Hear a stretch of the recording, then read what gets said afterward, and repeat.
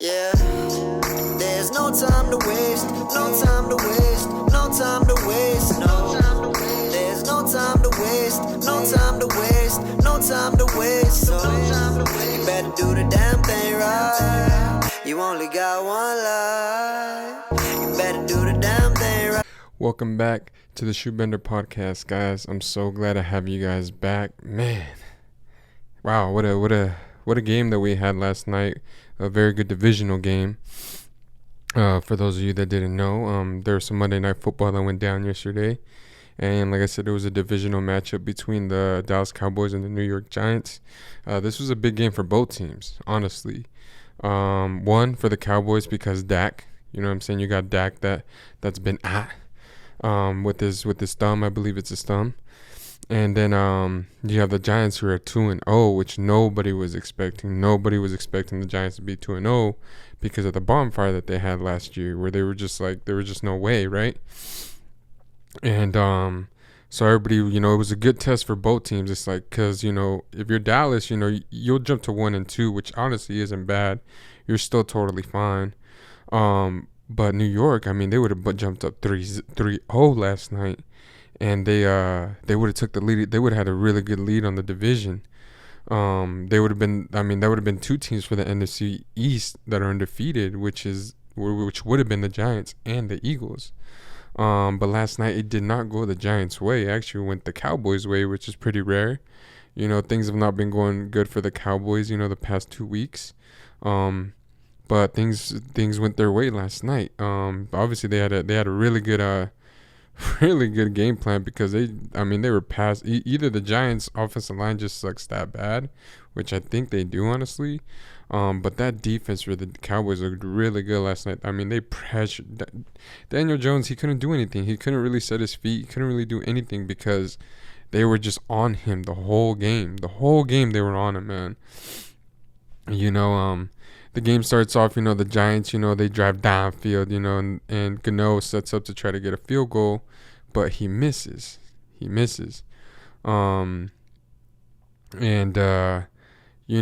Cowboys get the ball back, and then they're able to drive down the field. And Cooper Rush actually looked really good, man. He looked like he looked like Brissett, man. They just, game managers, turn the ball over, throw it to the guy that's open, throw it to what the defense gives you, and we'll be all right. And he did that. He's a very good, Rush looked really good last night with what he was doing. But they were able to get the ball back after the Giants miss, and they were able to drive downfield and actually get a field goal. So they went up 3-0. And that's basically kind of how the first quarter ended. It was just 3-0. It was really a lot of back and forth the whole first quarter. The Giants looked really good. Their offensive line looked good, at least the first quarter. But then you could tell, seeing, this pass rush. I'm watching the highlights right now. The pass rush was crazy for the Cowboys, man. Secondary obviously played well. Barkley actually had a really good game. Saquon actually had a really good showing out. Not showing out, but, just a good game, a game that we expect of Barkley. Because we haven't been getting a lot of games like this. Then again, you could obviously see why. His offensive line's horrible. Like, if Daniel Jones isn't getting any time, you really think they're gonna have enough time to run the ball? They had some good runs though, because Saquon was able to find some holes and burst right through them. Pause. And right now I'm watching the second quarter. Watching Pollard, he had a huge run in the beginning of the second quarter. He looked good. He looked really good. But they weren't able to capitalize on it. The receiver, number 85 from the Cowboys, thought he got held on that drive at the end of that drive, but he didn't. And the Cowboys ended up kicking another field goal, which makes it 3-6. Sorry. So the Cowboys ended up taking the lead on that. Zeke just had another big run after the Giants couldn't do anything on the drive. And there was a clear PI on a Cowboys. Cowboys don't capitalize and only get a field goal on the PI that wasn't called on the Giants on that drive before when they scored the field goal. There was a PI on that drive and they did not call it, man. The refs have been super inconsistent this year on a lot of calls, like a lot of calls. Like there was one call for sure, Daniel Jones, he got hit right below the knees, and they didn't call it, which is messed up because obviously if it's like Aaron Rodgers or Tom Brady, like every ref's throwing their flag. So it was just kind of messed up to see the refs kind of doing Daniel Jones like that. It's like, bro, like that's in the rules that you're not allowed to do that, and you guys did not throw a flag. Like what's up? Like what's going on here? Like, it's just, yeah, man, it was just weird. It wasn't cool, Another big run by Elliott this time, though, after, the Cowboys got the ball back on their next drive, which was followed by a perfect. And when I mean perfect, I mean perfect. Rush put this, like, on the money. Like, this is what you, like, it legit was a practice route for CeeDee Lamb. He straight ran across the field. Literally, Rush dropped it on a dime. CD probably was going to score on this play if he would have caught this ball. He drops it, though. He drops it. And, he literally would have caught it in stride, probably made this just a safety, made one move and made the safety. Because he's shifty. CD Lamb's super shifty. I believe he would have made that defender miss, but he dropped it. And it's like, damn, And CD didn't like that. If you've been following CD, or if you're a Cowboys fan, I'm not a Cowboys fan, but I watched him a lot when he was in Oklahoma. I watched him a lot there, and I just knew that the kid was gonna be really good. You could just see it, like, oh yeah, this kid's gonna be he's something, So to see him drop a pass like that, it's like there's no way, like he don't do that. So you don't expect that from him, and he made up for it big time later on in the game, but after that, the Cowboys had to punt. And it kind of was just like wishy-washy after that. Like there wasn't really nothing going on. What was I going to say here? Cowboys try to They tried to score at the end of the quarter of the second quarter, but they missed. They didn't make the field goal. So let me see here. I believe that's what happened, right? Let me see here. Yeah, they did miss a field goal. I had to make sure, I had to go back on the highlights because I'm pretty sure they missed it. And yeah, he did miss it. He missed it left. So, you go into the half and it's 6-3, which is, good. I like games like that. Of course, the average fan or stuff, or like if you really want to like watch the game for the big hits or a lot of scoring, obviously you're not excited. But me, I am. I've watched football for a long time, so I could appreciate the defensive side of it. Which is fine, everybody likes the game for different reasons, and that's totally fine, right, guys? Not everybody has to like it for the same reason, right, guys? You know what I'm saying? Everybody has their own opinion. Everybody has their own the way they like their drink stirred, man, and that's fine. That's totally fine. That's okay, guys. We gotta remember that. It's fine. Just because they didn't stir it your way doesn't mean it's the wrong way. They just stirred it the way they wanted to. Still the same thing. It's all right, guys. But anyways, back into the game. We go into the third quarter. Giants get the first points of the second half after 6 minutes into the quarter. Field goal. After Diggs almost gets a pick six. It goes right through this dude's hands, man. Which Diggs is another guy, you could say that, he usually makes that interception. Remind you that he was a wide receiver at Alabama before he got switched over to corner, which makes it so great for, like, that's why he anticipates every route. Like he's another Richard Sherman, like, honestly, like, obviously he's his own guy, he's his own thing, I just want to say, like story wise, like, he's like Richard Sherman, because Richard Sherman was a wide receiver at Stanford before he got switched to corner, and even Richard Sherman says he benefits off of it because he knows what routes are available to this receiver based off the formation the offenses are in, which is huge. If you could just narrow down, like, okay, you can only do these 3 moves and I know exactly what they are, so choose whichever one you want to do, but I know what you're going to do. That's really great knowledge to have as a corner, you know what I'm saying? And so yeah, he definitely benefits us off of it big time, and he uses it. He doesn't just have the knowledge, he uses it, which is even more powerful. So, the pick six goes right through his hands. But like I said, they had to settle for a field goal, so the game is 6-6. And then the Giants started off with the. Let me see here. This was in the third. Go back for you guys a little bit to when they scored. There it is. And so so the game's tied 6-6. Cowboys, they don't really do anything on that drive after the Giants score, so the Giants get the ball back. Daniel Jones, I mean, you got to give it up to the guy, man. This guy was doing everything he could, bro. Everything he could for his team, man. Everything he could for his team. He played his heart out, man. I don't get how they wouldn't want a guy like this. I mean, he's giving it his all, and you guys haven't set it. You guys haven't set him up for success. You know, you haven't. His offensive line's trash. His defense is actually really good, but his offensive line's trash. He doesn't have the best wide receiving group. He obviously has a good running back, but he's been hurt, so it's kind of he hasn't really got a fair shake. The Giants were actually about to get off the field after the Cowboys couldn't do anything on the following drive. But the Cowboys actually kept the Giants' drive alive because one of the linebackers, 54 from the Cowboys, I believe his last name is Wilson, but I'm not sure. He ends up hitting Daniel Jones, as he's going out of bounds. Daniel Jones going out of bounds. Dude, he's legit already out of bounds. And this guy still hits him, bro. It's like, what are you doing? Obviously, it's a rookie mistake because he is a rookie. But it's like, still, though, man, like, you know he's out of bounds. Like, this is a different level of football, bro. Like, the discipline has to be different. And he obviously got yelled at when he got on the sideline because, I mean, duly noted. I mean, that's what should happen. And I doubt he'll do that again. But, you keep the drive alive for the Giants.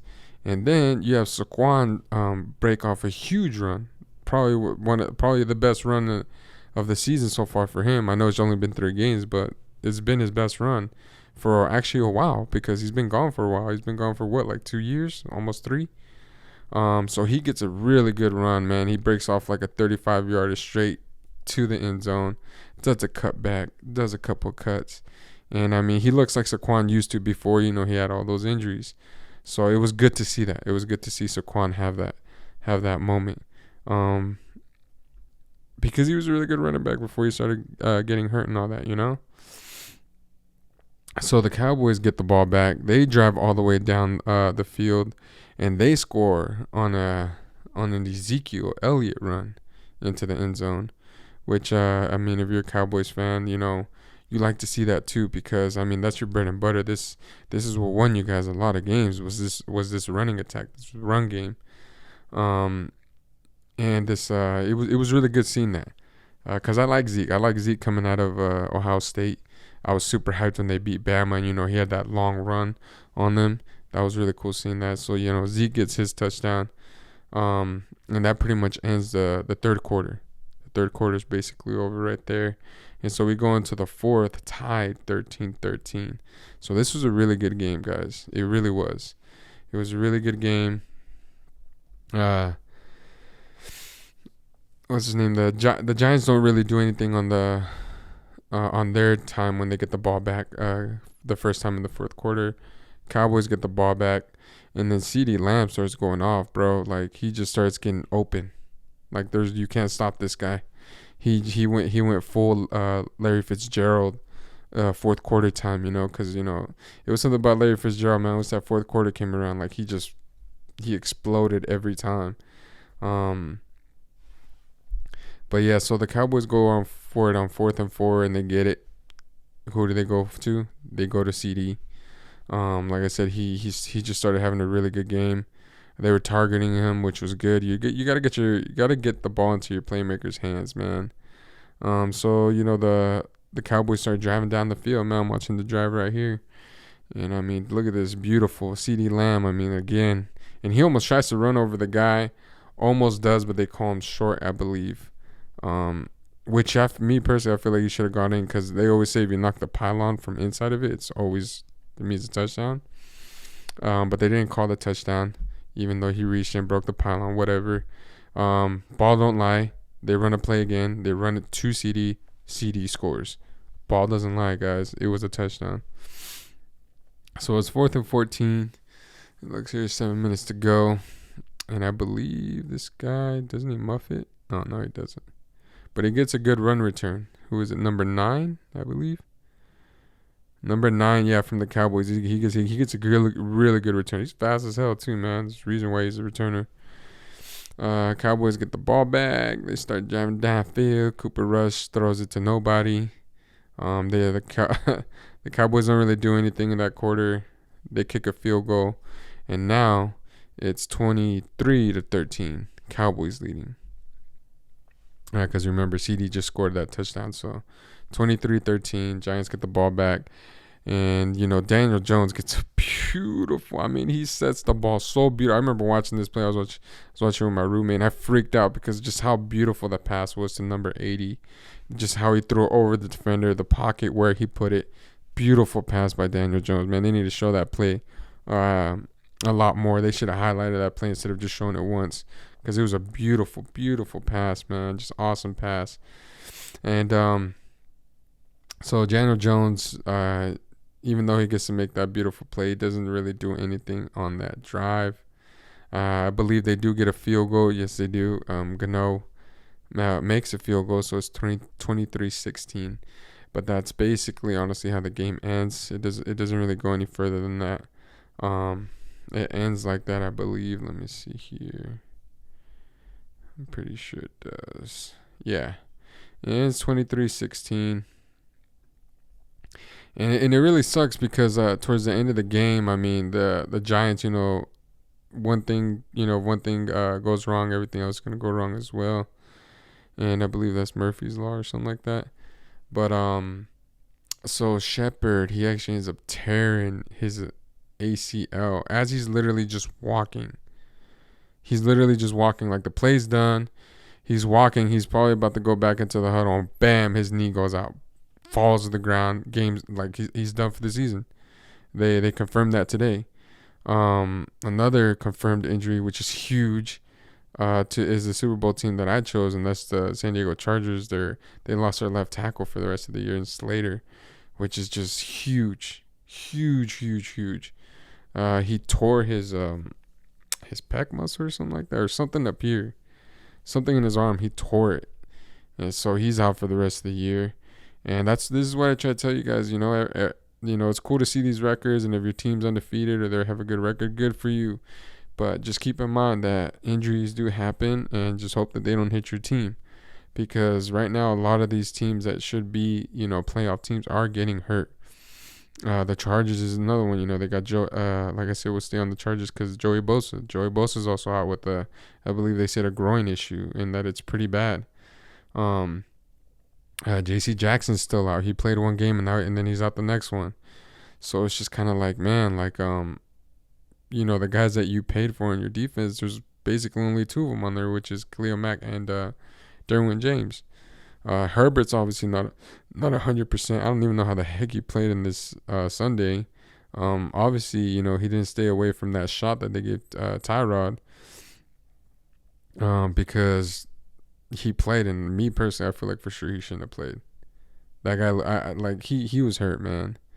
And speaking of hurt, we were also talking about Tua. The NFL is looking into that, like we were saying, because there's no way in hell that guy should have been playing and went back into that game. I mean, you guys know better than that,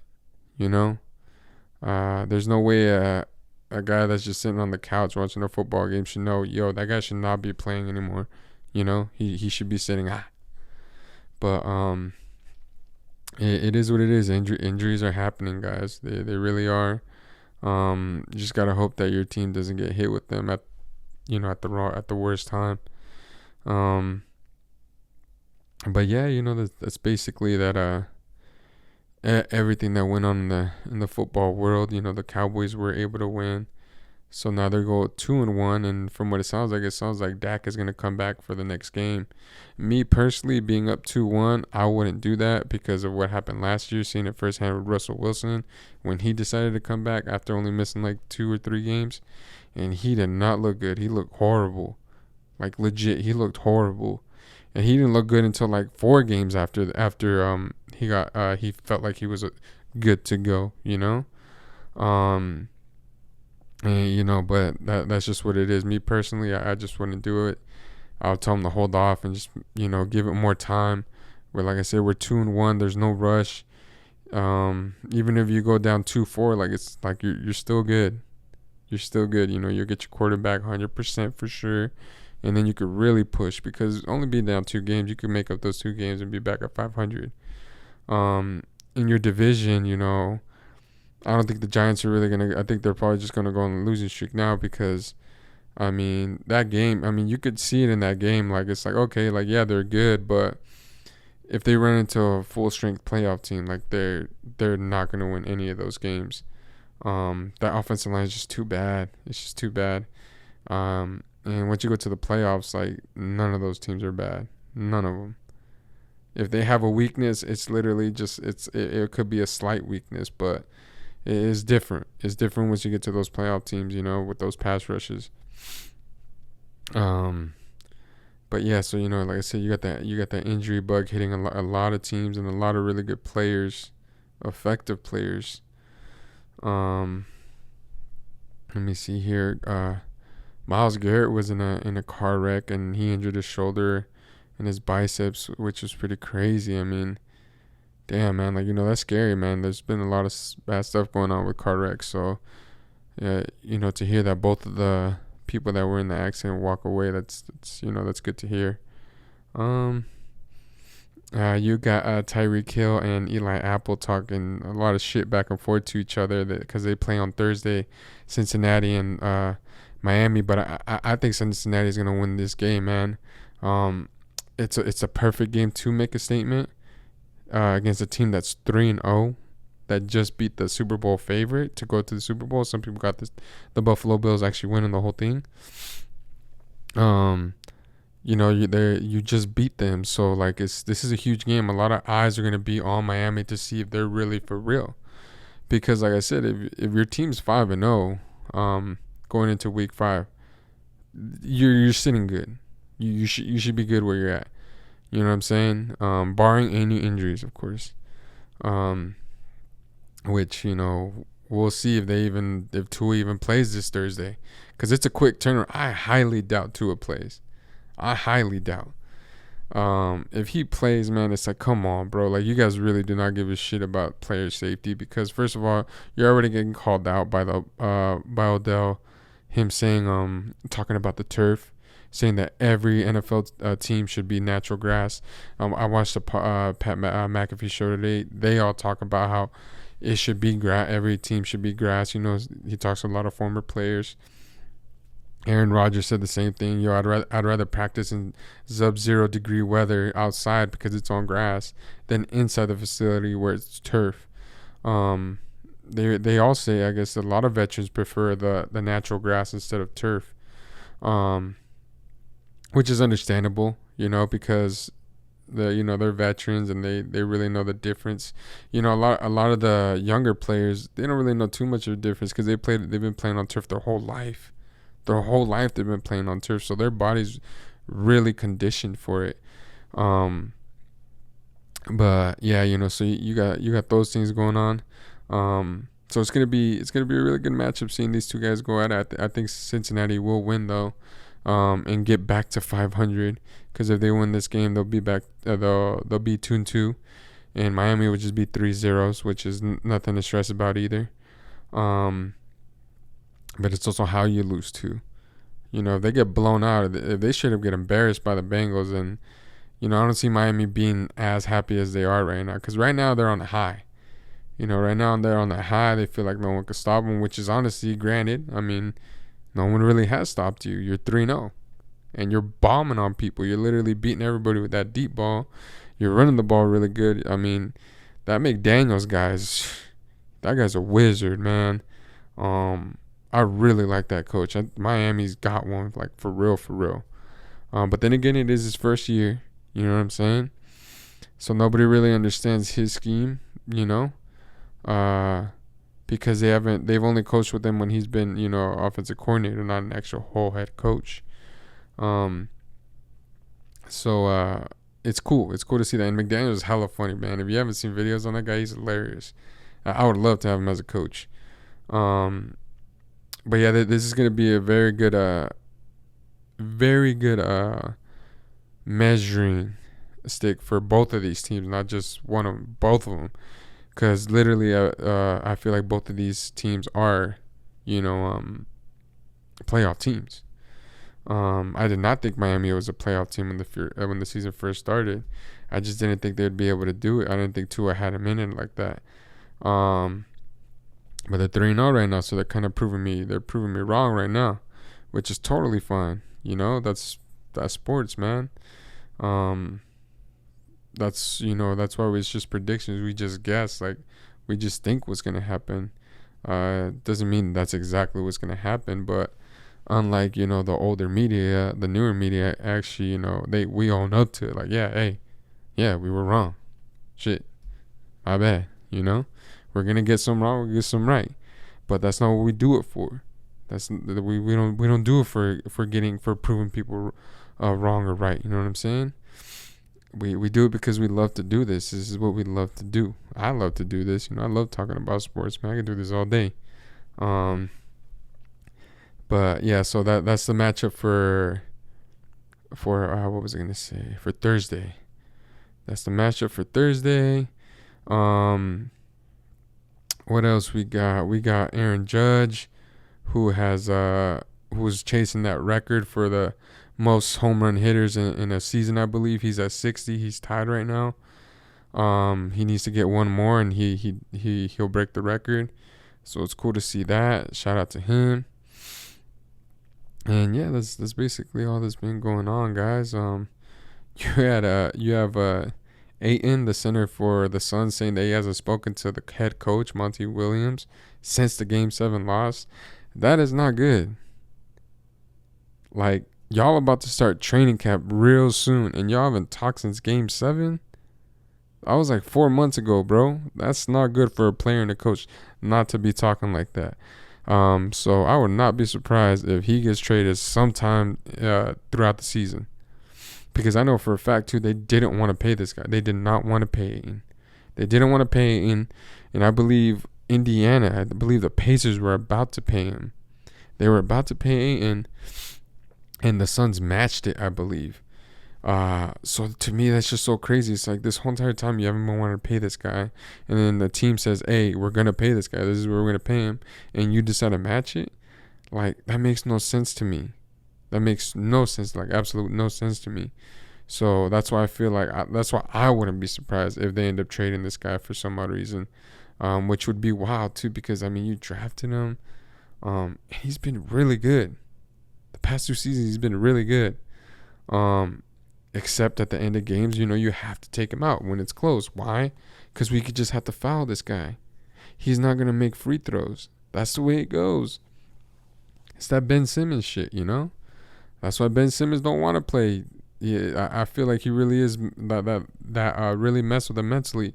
But right now you're starting to see. I feel like he will play this year. I really feel like he will play this year. I feel like Ben Simmons will be back. Because honestly, he doesn't need to score like that anymore. It's literally that's what you got Kyrie and KD for. Like, you don't need to score literally at all.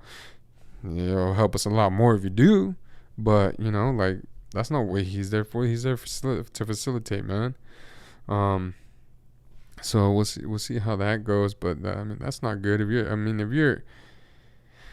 If you're a Suns fan, that's not something you want to be hearing, man. Straight up, that is not something you want to hear. Let me just check for you guys if there's anything else just before we get up out of here. Because it was just a quick episode. I want to talk about the game and all that. But yeah, that seems like that's basically all that went down, guys. But yeah, I hope all you guys had a great Monday and a great Tuesday, and you guys, I hope you guys are having a great rest of your. I hope you guys have a great rest of your week. I'm over getting tongue twisted. I'm sorry. I love all you guys, really do. Keep chasing your dream, guys. No matter how far or how many times people might feel like tell you that it's impossible to do it. do it, man. Do what you love to do. Do what you love to do. Chase your dream. Don't just dream about it. Chase it. You know what I'm saying? Chase it. I mean, I'm about to be on episode 25, man. And I love it. I love every single second of this.